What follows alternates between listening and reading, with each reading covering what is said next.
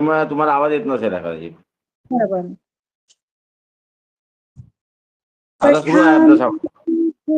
नित्यं पठामि संस्कृतं सदा ध्यायामि संस्कृतं सम्यक् ध्यायामि संस्कृतं सम्यक् वन्दे संस्कृतमातरम् संस्कृतस्य प्रसाराय नैजं सर्वं सर्वं ददाम्यहम्.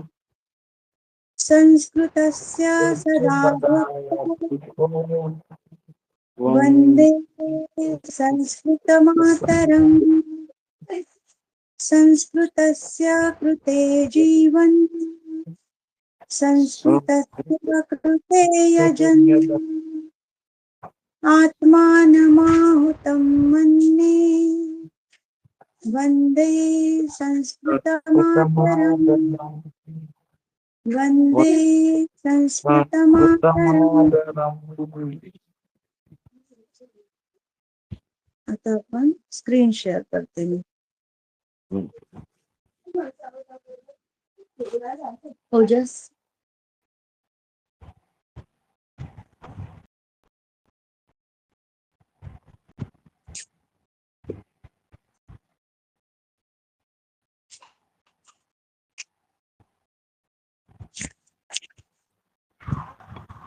स्क्रीन दिसते का? स्क्रीन दिसते ना? हो हो. बघा, आपली पंचतंत्र कथेतील 17वी कथा आहे. चत्वारः मूर्ख पंडिताः. मूर्ख पंडिता. पंडिताः म्हणजे हुशार आहे ना. मूर्ख पंडिताः म्हणजे हुशार आहेत पण मूर्ख आहेत. आता हे कसं काय बा, आपण या कथेत बघू. ठीक आहे, तर आधी मी उच्चारण सांगते पूर्ण कथेचे आणि मग आपण अर्थात येऊ. तर कस्मिंश्चित् ग्रामे चत्वारः स्नेहिताः आसन्. तेषु त्रयः शास्त्रेषु पारंगताः परन्तु बुद्धिरहिताः. अपरः तु शास्त्रं किमपि न जानाति परन्तु बुद्धिमान्. एकदा ते चिन्तितवन्तः, देशान्तरं गत्वा महाराजस्य पुरतः अस्माकं पाण्डित्यं दक्ष धनसम्पादनं करणीयम् इति. एवं चिन्तयित्वा ते देशान्तरं प्रस्थिताः. मार्गे ते एकस्य मृतसिंहस्य अस्थीनि दृष्टवन्तः. तदा प्रथमः उक्तवान्, भोः सुहृदः, अस्माकं विद्यायाः परीक्षां कर्तुम् एषः उत्तमः अवसरः. वयम् एतं सिंहं जीवसहितं करवाम इति. अनन्तरं सः सिंहस्य अस्थीनि योग्येन क्रमेण योजितवान्. द्वितीयः तत्र रक्तमांसचर्मादिकं संयोजितवान्. तृतीयः यदा तस्य जीवदानं कर्तुम् उद्युक्तः तदा शास्त्रज्ञानरहितः चतुर्थः उक्तवान्, भोः, यदि एषः सिंहः जीवितः भवेत् तर्हि अस्मान् मारयेत्. अतः तस्य जीवदानं न करणीयम् इति. इतकं उच्चारण समजलंय का? हो हो हो. कुठे काही समजतं नाही ना? नाही समजलं. तदा तृतीयः उक्तवान्, मूर्ख, मयापि मम विद्यायाः परीक्षा करणीया अस्ति. अतः अहं जीवदानं करोमि एव इति। तदा चतुर्थः तर्हि भवान् एकं क्षणं तिष्ठतु, अहं वृक्षम् आरोहामि इति उक्त्वा एकं वृक्षम् आरूढवान्। तृतीयः सिंहस्य जीवदानं कृतवान्। तदा सजीवतां गतः सः सिंहः त्रीन् अपि पण्डितान् मारितवान्, तृप्त्या ततः निर्गतः च।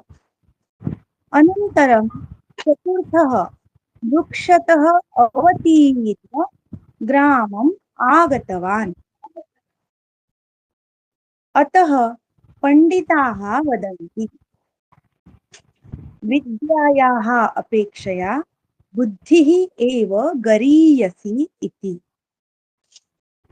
ही कथा इथे संपली आहे. तर उच्चारण कळले आहेत ना? हा उच्चार कर, मध्ये मध्ये स्क्रीन शेअर केलं होतं. गेलं होतं का? हो, दुसऱ्यांदा जे केलं ना तेव्हा गेलं होतं, त्यामुळे आम्हाला वाचता नाही आलं. अच्छा, परत एकदा सांगू का उच्चारण दुसऱ्या पेजचे? आता दिसते का हा, स्क्रीन? दुसऱ्या पेजचं. हा, दुसरा जो पेज आहे तो. हा हा हा. ठीक आहे, बघा मी एकदा पहिल्या पेज मधलं शेवटचं वाक्य वाचते. तदा प्रथमः उक्तवान. आता दिसते ना स्क्रीन? हो हो. तदा प्रथमः उक्तवान, भोः सुहृदः, अस्माकं विद्यायाः परीक्षां कर्तुम् एषः उत्तमः अवसरः। वयम् एतं सिंहं जीवसहितं करवाम इति। अनन्तरं सः सिंहस्य अस्थिनि योग्येन क्रमेण योजितवान्। द्वितीयः तत्र रक्तमांसचर्मादिकं संयोजितवान्। तृतीयः यदा तस्य जीवदानं कर्तुम् उद्युक्तः तदा शास्त्रज्ञानरहितः चतुर्थः उक्तवान्, भोः यदि एषः सिंहः जीवितः भवेत् तर्हि अस्मान् मारयेत्, अतः तस्य जीवदानं न करणीयम् इति। तदा तृतीयः उक्तवान्, मूर्ख, मयापि मम विद्यायाः परीक्षा करणीया अस्ति, अतः अहं जीवदानं करोमि एव इति। तदा चतुर्थः तर्हि भवान् एकं क्षणं तिष्ठतु, अहं वृक्षम् आरोहामि इति उक्त्वा एकं वृक्षम् आरूढवान्। तृतीयः सिंहस्य जीवदानं कृतवान्। तदा सजीवतां गतः सः सिंहः त्रीन् अपि पण्डितान् मारितवान्, तृप्त्या ततः निर्गतः च। अनन्तरं चतुर्थः वृक्षतः अवतीर्य ग्रामम् आगतवान्। अतः पण्डिताः वदन्ति, विद्यायाः अपेक्षया बुद्धिः एव गरीयसी इति। आता कळल्यात ना उच्चारण? हो हो हो. हो. चला आता आपण अर्थाकडे वळूया. तर पंचतंत्र कथेतील ही 17वी कथा, ही कथा बऱ्याचदा आपल्या वाचनात आली असेल, फक्त ती इंग्लिश मधनं आली असेल किंवा हिंदी माध्यमातनं आली असेल. आज आपण ती संस्कृत मधनं बघतोय. खरी तर ही मुळात संस्कृतातच होती, नंतर त्याचा अनुवाद वगैरे करून ती इंग्लिश मध्ये, हिंदी भाषेमध्ये सुद्धा ही कथा आपल्याला बघायला मिळते. तर 4 मूर्ख पंडित, चत्वारः मूर्ख पंडिताः म्हणजे 4 मूर्ख पंडित. आता पंडित म्हणजे फक्त जो पूजा करतो तो पंडित नाही, तर पंडित म्हणजे हुशार, ज्याला शास्त्र इत्यादींचं ज्ञान आहे तो पंडित है ना, ज्याने पांडित्य धारण केलेलं आहे शास्त्रादींमध्ये तो पंडित. पण आता इथे असं आहे की मूर्ख पंडिताः म्हटलंय. आता शास्त्रादींचं ज्ञान आहे, पंडिताः म्हटलं तर शास्त्रादींचं ज्ञान आहे पण मूर्ख आहे. आता असं कसं बा, है ना, पंडितही आहे आणि मूर्खही आहे. तर बघू आपण आता 4 मूर्ख पंडित म्हटलंय, तर आता आपण या कथेमध्ये बघूया की त्यांना मूर्ख पंडित का म्हटलं. तर कस्मिंश्चित ग्रामे, कोण्या तरी एका गावामध्ये चत्वारः स्नेहिताः आसन्, 4 स्नेही होते. स्नेही होते म्हणजे 4 स्नेही मित्र होते. हा, तेषु त्रयः, त्यांमधून 3. आता 4 स्नेही मित्र होते, क्लोज फ्रेंड्स एकदम. तेषु त्रयः, त्यांमधून 3. शास्त्रेषु पारंगतः, त्या चौघांमधून 3 मित्र जे होते ते शास्त्रांमध्ये पारंगत होते. परंतु बुद्धिरहितः, परंतु ते बुद्धिरहित होते. बुद्धिरहित म्हणजे बुद्धीचा कुठे उपयोग करायचा नाही हे त्यांना कळत नव्हतं, नको. म्हणून त्यांना बुद्धिरहित म्हटलंय. म्हणजे शास्त्रांचं ज्ञान आहे, तो ज्ञान आहे, पण त्या ज्ञानाचा उपयोग कसा कुठे करायचा, बुद्धीचा उपयोग कुठे करायचा किंवा कसा करायचा, म्हणजे कितपत करायचा, याचं ज्ञान त्यांना नव्हतं, म्हणून त्यांना बुद्धिरहित म्हटलं. तर 4 मित्र होते, स्नेही मित्र, आणि त्यांमधून 3 जे मित्र आहेत ते शास्त्रांमध्ये पारंगत होते, म्हणजे निपुण होते, कुशल होते, शास्त्रांचं ज्ञान होतं त्यांना. परंतु बुद्धिरहिता, परंतु ते बुद्धीने रहित होते, म्हणजे बुद्धीचा उपयोग बरोबर करत नव्हते. अपरः तु शास्त्रं किमपि न जानाति, आणि त्यांमधून एक दुसरा जो होता, म्हणजे हे 3 शास्त्रामध्ये पारंगत आणि जो चौथा वाचला त्याला अपरः म्हणताय, म्हणजे दुसरा. अपरः म्हणजे या तिघांना सोडून जो आहे तो शास्त्रं किमपि न जानाति, त्याला शास्त्र थोडंसही माहित नव्हतं, परंतु तो बुद्धिमान होता. इतकं कळलं का? हो हो हो. हा. एकदा ते चिंतितवन्तः, एकदा त्यांनी विचार केला. अच्छा.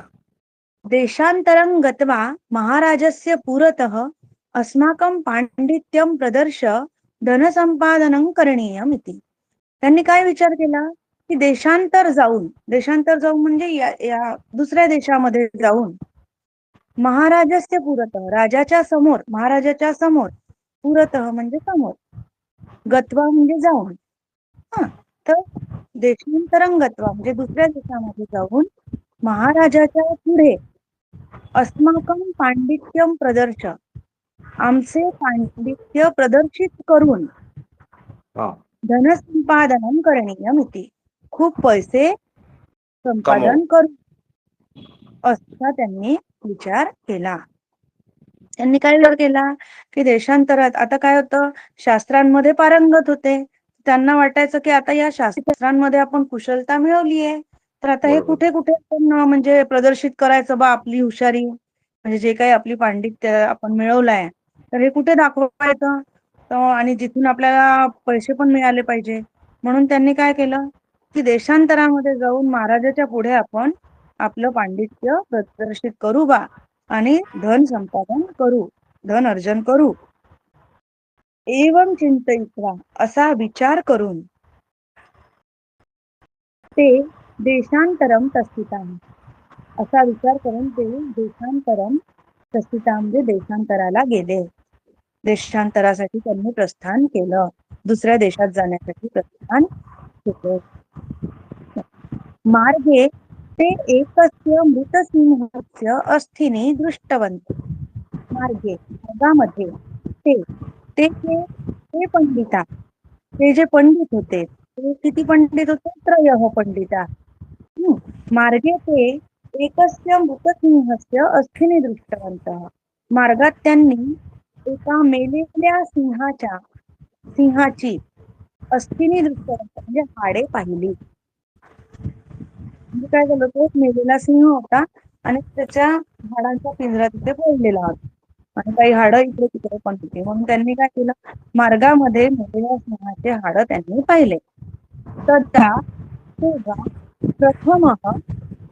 तेव्हा जो पहिला होता पंडित तो उक्तवान म्हणाला, काय म्हणाला, भोः सुहृद, अरे मित्रा, दिसते ना स्क्रीन? हो हो. भोः सुहृद, अरे मित्रा, अस्माकं विद्यायाः परीक्षां कर्तुम् एषः उत्तमः अवसरः.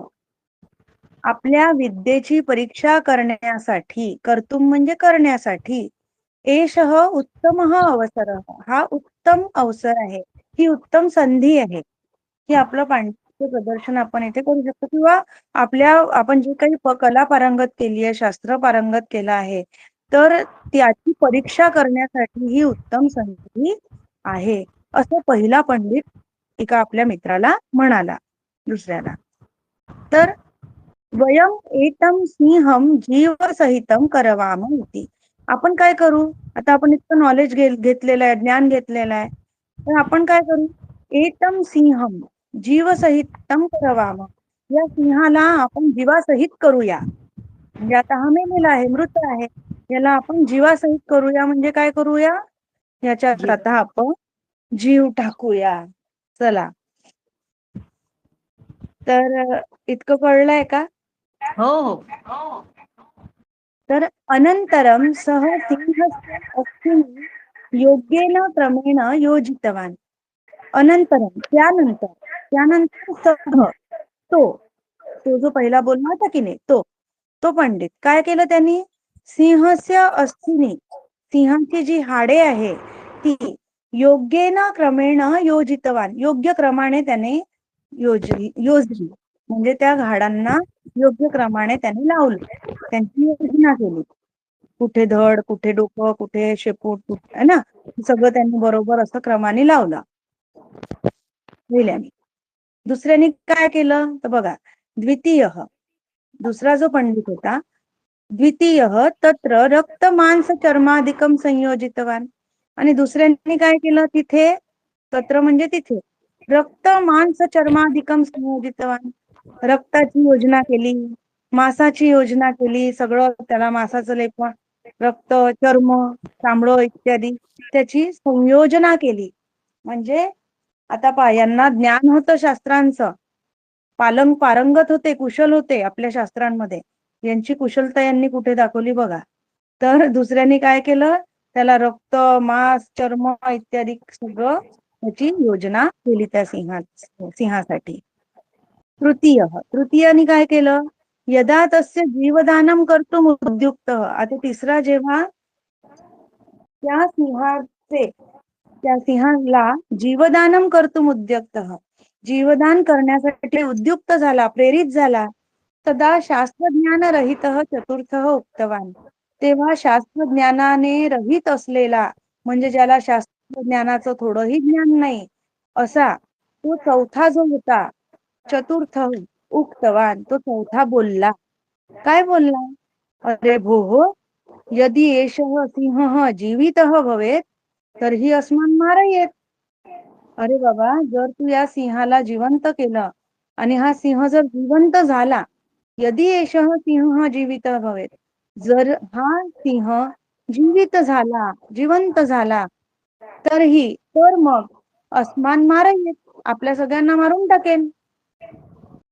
अतः तस्य जीवदानं न करणीयमिति, म्हणून याला जीवदान करू नको, त्याचं जीवदान करू नको, त्याला जीवनदान देऊ नको. तदा तृतीय उक्तवान, तेव्हा तिसरा म्हणाला. आता काय झालं, दोघांनी आपल्या जी काही शास्त्रांमध्ये पारंगतता मिळवली होती त्याचा उपयोग करून चुकले. तिसऱ्याला मोठं हे की बाबा, मी पण तर शास्त्रामध्ये पारंगत आहे, माझ्या शास्त्राची तर परीक्षाच झाली नाही, मग आणि हा म्हणून राहिला का जीवदान करू नको. मला तर माझी परीक्षा करायचीच आहे बा, नाही का, नाही तर माझ्या विद्येचा काय अर्थ. चला, तर तृतीय उक्तवान, मूर्ख, मया अपि मम विद्यायाः परीक्षा करणीया अस्ति, मला पण माझ्या विद्येची परीक्षा करायची आहे. अतः अहम जीवदानं करोमि एव इति, म्हणून मी जीवदान करणारच, मी या सिंहाला जीवदान देणारच. तदा चतुर्थः, तेव्हा तो चौथा म्हणाला, तर्हि भवान एकम क्षणम तिष्ठतु, तर तू एक क्षण थांबा. अहम वृक्षम आरोहामी, मी झाडावरती चढतो. इति उक्त्वा एकम वृक्षम आरूढवान, असं बोलून एका झाडावर चढला. कोण चढला, तो चौथा. तृतीय सिंहस्य जीवदानं कृतवान. तिसऱ्याने काय केलं, त्या सिंहाचं जीवदान केलं. म्हणजे काय केलं, त्या सिंहाला जिवंत केलं. तदा सजीवतांगतः सह सिंह, तेव्हा सजीव झालेला तो सिंह, सजीवता प्राप्त केलेला तो सिंह, त्रीनपी पंडितान मारितवान, तीनही पंडितांना मारून टाकले. तीनही पंडितांना सुद्धा मारून टाकले. तृप्त्या ततः निर्गतः च, आणि तृप्त होऊन, समाधानकारक होऊन, तृप्ती होऊन, ततः निर्गतः च, तिथून निघून गेला. अनंतरम चतुर्थः वृक्षतः अवतीर्य ग्रामम आगतवान. त्यानंतर जो चौथा होता, जो झाडावर चढला होता, वृक्षतः अवतीर्य, झाडावरून उतरून, ग्रामम आगतवान, गावाला परत आला. ग्रामम आगतवान, गावाला आला. अतः पंडिताः वदंती, म्हणून हुशार लोक म्हणतात. काय म्हणतात हुशार लोक? विद्यायाः अपेक्षया, म्हणजे विद्येपेक्षा सुद्धा, बुद्धी ही एव गरीयसी, बुद्धीच फार महत्वाची आहे. एक वेळेस विद्या नसेल तर चालेल, पण बुद्धी मात्र असली पाहिजे. नाहीतर काय अर्थ? विद्या खूप आहे, ज्ञान खूप आहे, पण बुद्धीच नाही, है ना? त्या मिळवलेल्या ज्ञानाचा उपयोग कुठे, कसा, कधी करायचा हे ज्याला कळलंच नाही, तो काय झाला, त्यांचा विनाशच झाला की नाही. शेवटी बरोबर. मृत्यू स्वतःहून ओढवून घेतलं, स्वतःच्या चुकीमुळे, स्वतःचा विवेक न वापरल्यामुळे. म्हणून म्हटलं की विद्यायाः अपेक्षया बुद्धी एव गरीयसी, विद्येपेक्षा बुद्धीलाच फार महत्व आहे. चला, कथा इथे संपली आहे. कोणाला काही समस्या आहे का? कुठे समजलं नाही वगैरे असं? नाही, समस्या काय नाही. आता स्क्रीन शेअर दिसून राहिला आम्हाला. काय म्हटलं? आता स्क्रीन स्क्रीन आता दिसून राहिली. मगाचपासून स्क्रीन दिसतच नव्हती, आता स्क्रीन दिसायला लागली. अरे, पण मी मध्ये विचारलं सुद्धा, स्क्रीन दिसतेय का? आता दिसते आम्हाला. तर दिसतेय. हो. तर म्हणजे हा पूर्ण पेजच दिसला नाही तुम्हाला? नाही, हा की पूर्ण पेज दिसला नाही. पूर्ण पेजच दिसला नाही? आता दिसतोय? आता दिसतोय. समजलीये का? परत एकदा सांगू? परत एकदा सांगा ना. परत एकदा सांगू? पहिलेपासून, आधीपासून सांगू? आधीपासून आधीपासून पण 2 मिनिटं मॅडम, 2 मिनिटं. तुझं का पण नाही.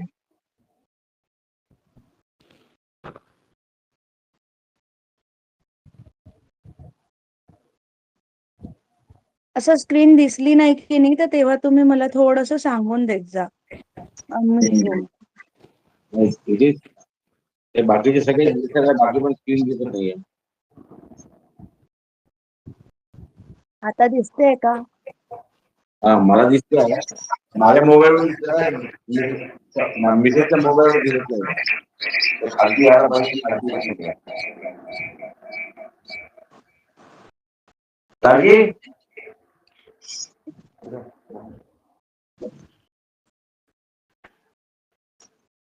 हे असं दिसत स्क्रीन बरोबर दिसत पाहिजे. हे स्क्रीन दिसत पाहिजे. हे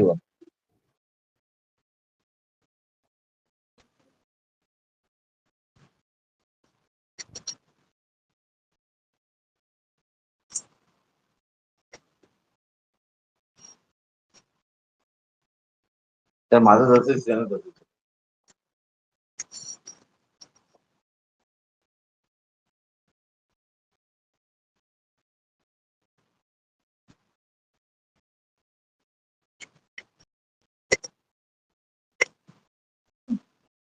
झालं? हा हा. अरे आता माझं का पण असं झालं?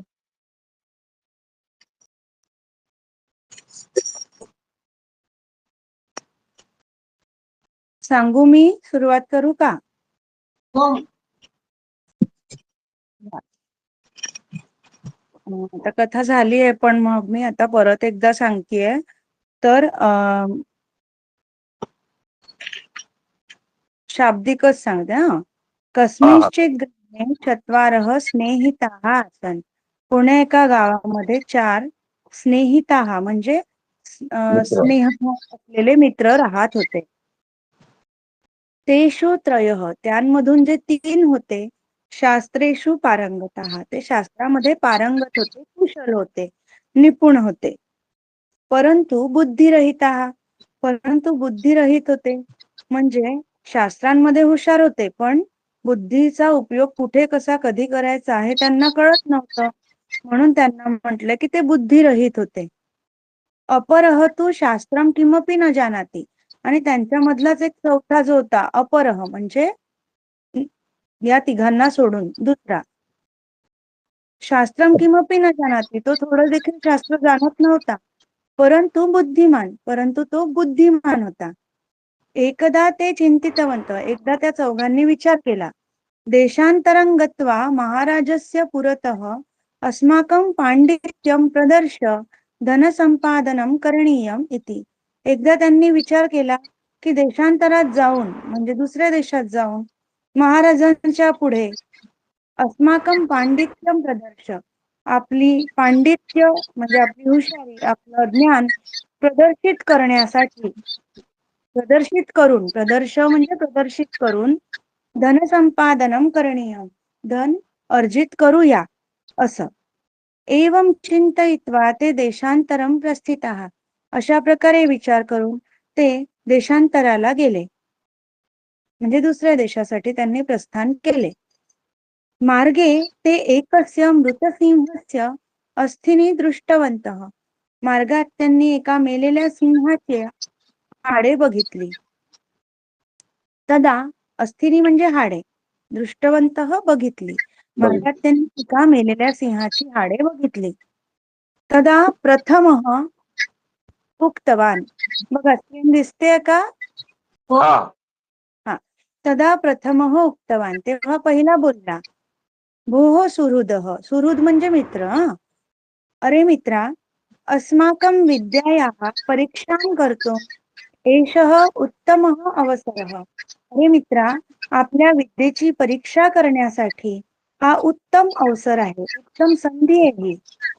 वयम् एतं सिंहं जीवसहितं करवाम इति, आपण सगळे या सिंहाला जीवसहित करूया असे.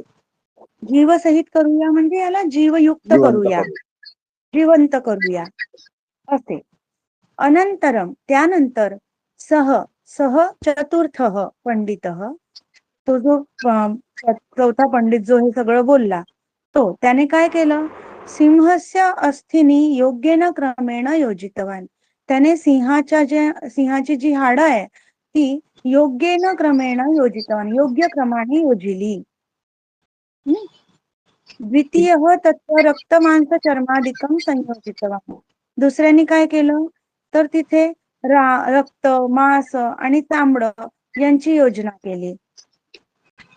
तृतीयः यदा तस्य जीवदानं कर्तुम् उद्युक्तः, तिसरा यदा म्हणजे जेव्हा तस्य सिंहस्य, त्या सिंहाचे जीवदान करण्यासाठी उद्युक्त झाला, प्रेरित झाला.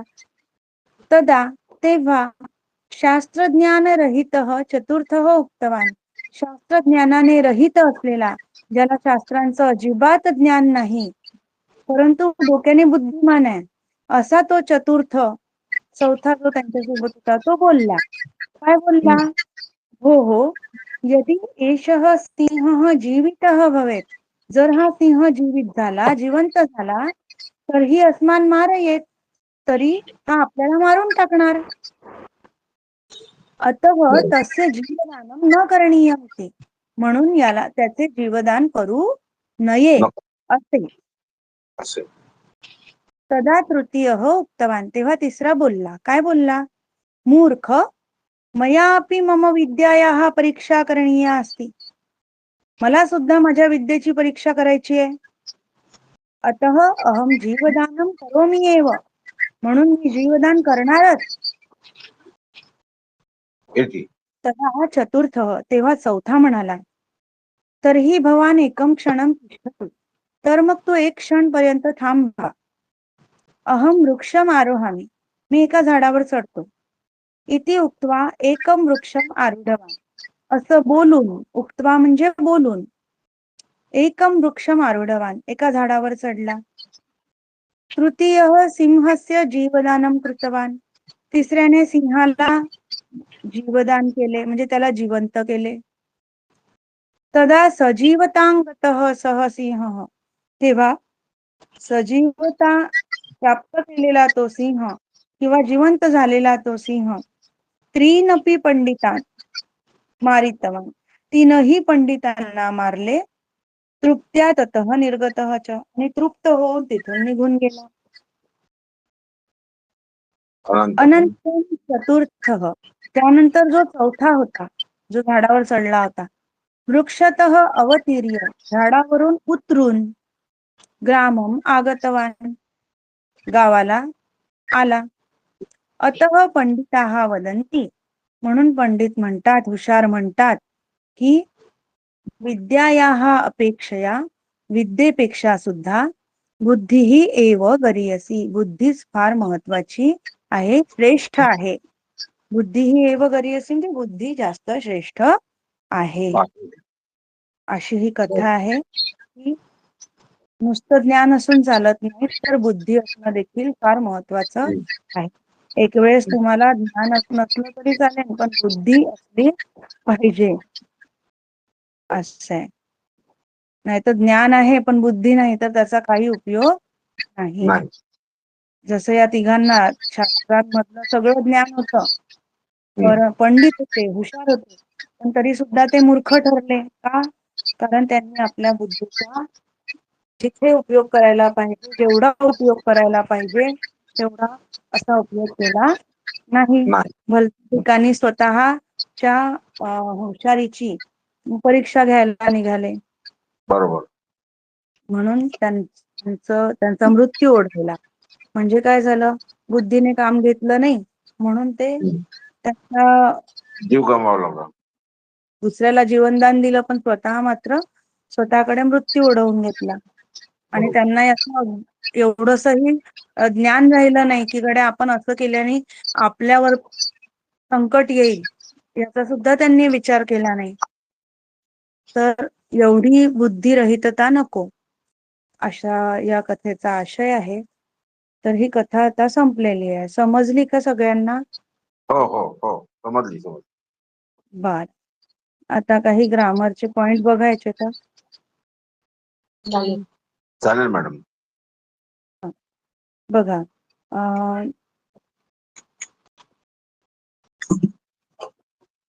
पहिल्या परिच्छेदामध्ये बघा, तेषु शास्त्रेषु असं आलंय बघा.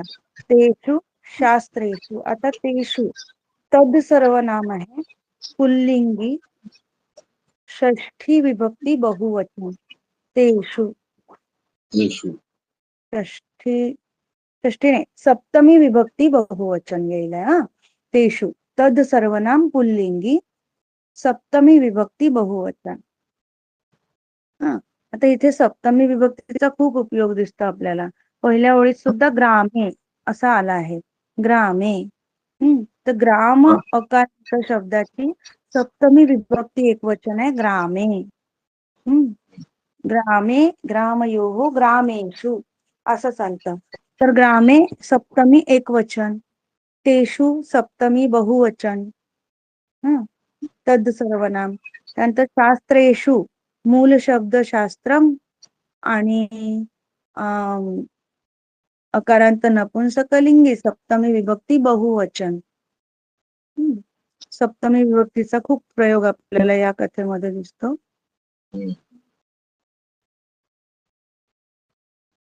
एकदा ते चिंतितवन्तः. दुसरा परिच्छेद बघा, चिंतितवन्तः, चिंतितवान, चिंतितवन्तौ, चिंतितवन्तः म्हणजे प्रथमा विभक्ती बहुवचन, चिंतितवन्तः.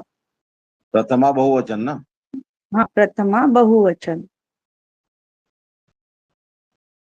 त्यानंतर देशांतरम गत्वा, गत्वा गम गच्छ धातू त्वा प्रत्यय त्वांतव्य आहे गत्वा.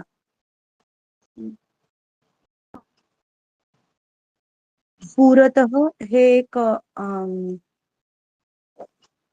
अव्यय पद आहे पुरतः. त्यानंतर अस्माकं पांडित्यम प्रदर्श, प्र उपसर्ग आहे, दृश दर्श धातू आहे, ल्यप प्रत्यय ल्यबंत अव्यय आहे प्रदर्श.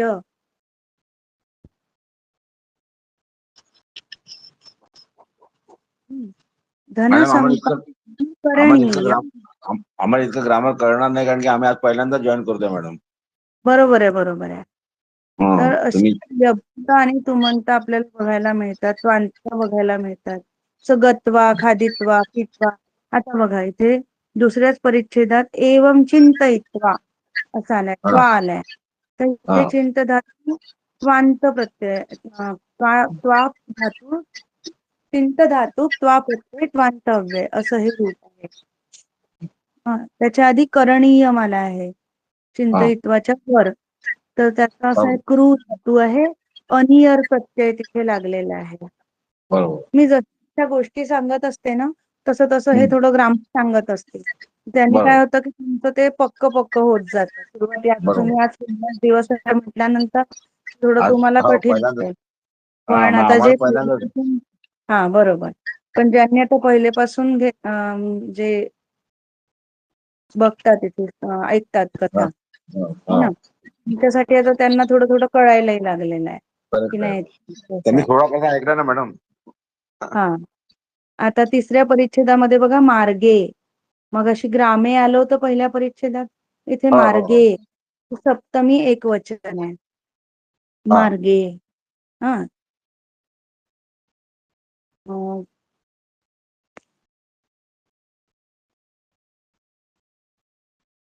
आता बघा अस्माकं विद्यायाः परीक्षां कर्तुं, म्हणजे दुसऱ्या परिच्छेदातली पहिली ओळ आहे बघा. परीक्षां कर्तुं. तर क्रू धातू तुम आलाय शेवटी, म्हणून तुमून प्रत्यय तुमंतव्य.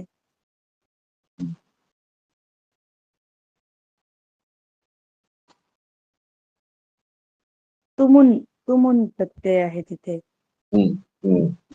बरं. तुम आला की तिथे तुमंत प्रत्यय, त्वा आला तर तिथे त्वांत.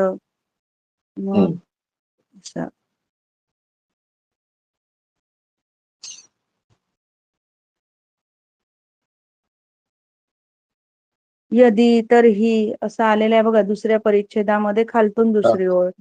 यदि जीवित भवेत, यदि तर ही. मग अत्र तत्र असे हे जे यदा तदा बघा, दुसऱ्या परिच्छेदातली दुसरी ओळ बघा. तृतीय यदा तस्य जीवदानं कर्तुम् उद्युक्तः तदा है ना. तर यदा तदा हे अव्यय पद आहे. यदि तर्हि, यदा तदा, खालच्या ओळीत यदि तर्हि आहे, हे अव्यय पद आहे. जरी तरी युग्म शब्द म्हणतात यांना, युग्म अव्यय पद आहेत की हे जरा जोडीने येतात. यदि आलं तर तर्हि येणारच, यदा आलं तर तदा येणारच असं. जर तर सारखं. जर तर, बिलकुल बिलकुल बरोबर. त्यानंतर मया अपि मम विद्यायाः परीक्षा करणीया अस्ति. मया, मया अस्मत् सर्वनाम आहे, त्याची तृतीया विभक्ती एकवचन आहे मया. अपि म्हणजे सुद्धा, अपि अव्यय पद आहे. मग मम, अस्मत् सर्वनामामध्ये षष्ठी विभक्ती एकवचन आहे मम. ममचा अर्थ होतो माझे.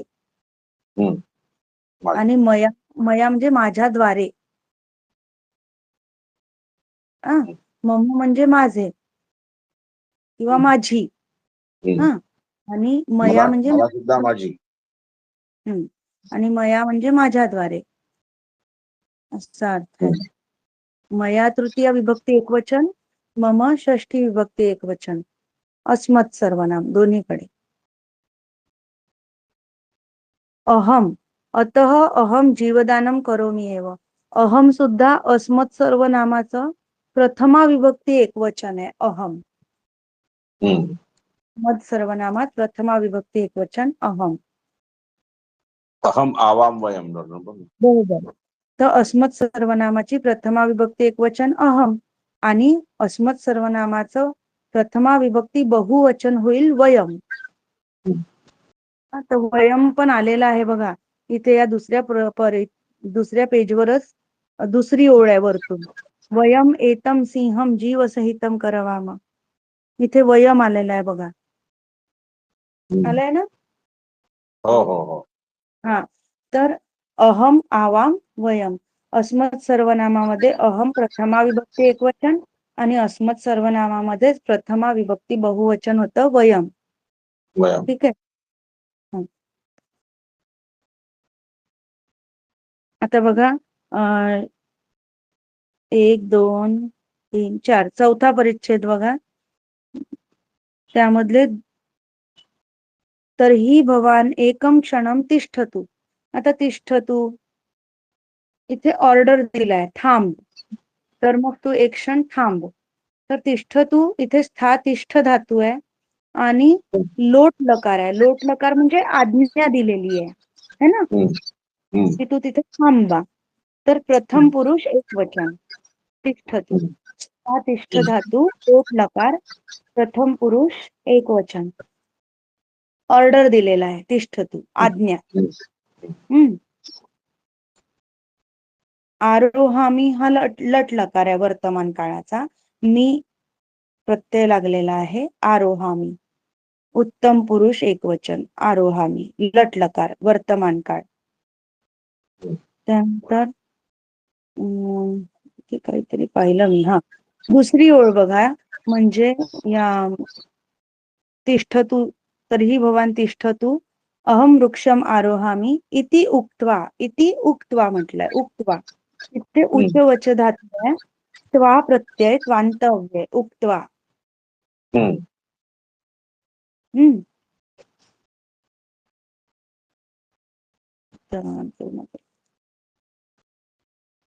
शेवटची ओळ बघा याच परिच्छेदातली.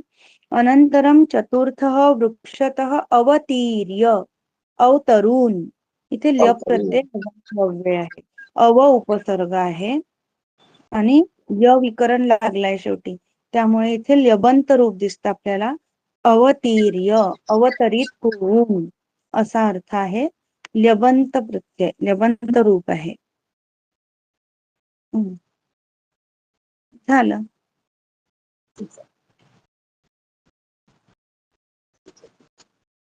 शेवटच्या ओळीमध्ये विद्यायाः अपेक्षया. आता विद्या असा शब्द आहे, आकारांत शब्द आहे. विद्या आ येतो शेवटी, तो आकारांत शब्द हो की.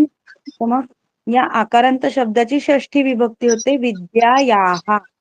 बरोबर आहे. तर विद्यायाः अपेक्षया म्हणजे विद्येच्या पेक्षा सुद्धा. अपेक्षया, अपेक्षा हा सुद्धा आकारांत शब्द आहे आणि अपेक्षा शब्दाची तृतीय विभक्ती एकवचन होते अपेक्षया. माला शब्दाची तृतीय एकवचन होते मालया. तशी अपेक्षा शब्दाची तृतीय एकवचन होते अपेक्षया. म्हणजे विद्येच्या अपेक्षेपेक्षा, है ना, विद्या की अपेक्षा बुद्धी ही एव गरीयसी. बुद्धीच श्रेष्ठ आहे, महान आहे. ठीक आहे मॅडम. कथा समजली असेल आता, काही समस्या नाही ना? नाही समस्या होत नाही. मला वाटलं होतं होईल, झाली असती, पण आपण परत तीच कथा परत रिपीट केल्यामुळे. नाही तर आज दुसरी कथा आपण परत ऐक घेणार. तो छोटीशी कथा होती, पण पण काही आज आम्ही नवीन असतो मॅडम, त्यामुळे आम्हाला काही कळत नाही. आणि ते काय आता समजली आहे ना व्यवस्थित? हा समजली. आहे. तर आता दुसरी कथा आपण पुढल्या शुक्रवारी बघणार, 18वी कथा. आज 17 कथा.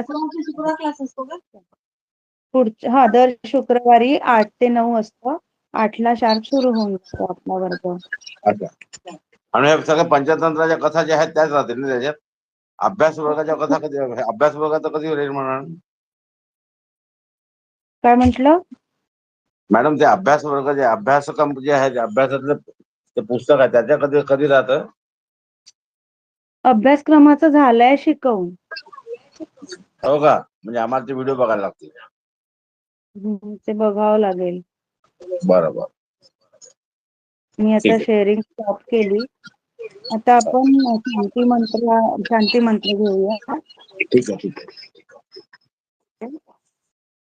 सगळ्यांनी आवाज म्यूट करावा. सर्वे भवन्तु सुखिनः, सर्वे सन्तु निरामयाः, सर्वे भद्राणि पश्यन्तु, मा कश्चित् दुःखभाग् भवेत्. ॐ शान्ति शान्ति शान्तिः अस्तु. धन्यवादः. पुनर्मिलामः अग्रिमे शुक्रवासरे 8 वादने साक्षात् अत्र।